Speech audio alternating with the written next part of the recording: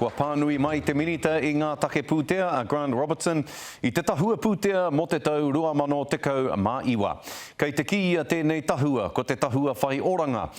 Kua aro nui te kāwanatanga ki te whāngai pūtea ki te tuakokatanga tamariki ki ngā kaupapa Māori me ngā kaupapa hauora hinengaro e te tuki ai te wawata ke puta he oranga ki e rā wāhi o tira ki a tātou katoa o te motu nei. Tahi ira kati iwa piriona tāra e haere ana ki te hauora hinengaro. Tahi ira kati tahi piriona tāra e haere ana ki te whakapakari I te manatū oranga tamariki. Engari e hia rawa te pūtea kua tohaina mai ki ngā kaupapa Māori. Kua ata noho tā tātou tū te tōranga pū a Erewera Rerekura ki te whiriwhiri I ngā nama kia tahuri ake tātou. Te kau, ira kati whā piriona tāra tarahi o te pūtea e tohaina ana e te minita take pūtea I tēnei tau.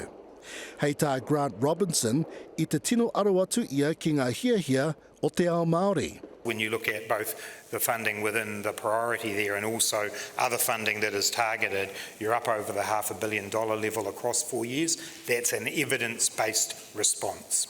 Kāti, kua tino piki te pūtea whānau ora mā te waru te kau miriona tāra. An $80 million boost following on from the review that occurred. And we're clear that in many ways, whānau ora represents the kind of wellbeing approach, the idea of an integrated response centred around the needs of whānau. Hei whakatairanga I tō tātou reo rangatira, tata, ki te tekau miriona tāra, ka ho atu ki te taurawhiri I te reo mō ngā tau e whā. I'm also excited by the investment in te reo. I think that's a long-term plan. The government wants 1 million te reo speakers by 2040. We've got a lot of work to do to invest in that space as well.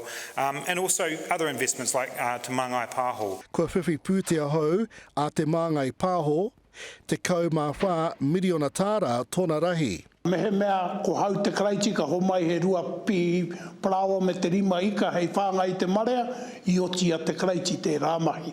Me oti a te mātāwai te whāngai te marea I runga I te tahua kua homai kia mātau. A kua tāpirihia he 1 miriona tāra ki te pūtea whakahaere a te mātāwai. Ka hei mātau ki te whakapiki ake I ngā mahi o roto I tā mātau tari.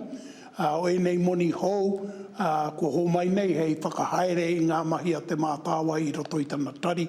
Hei toro I o mātau hia me te krauna, kia tika I tā mātau tohu I a rātou.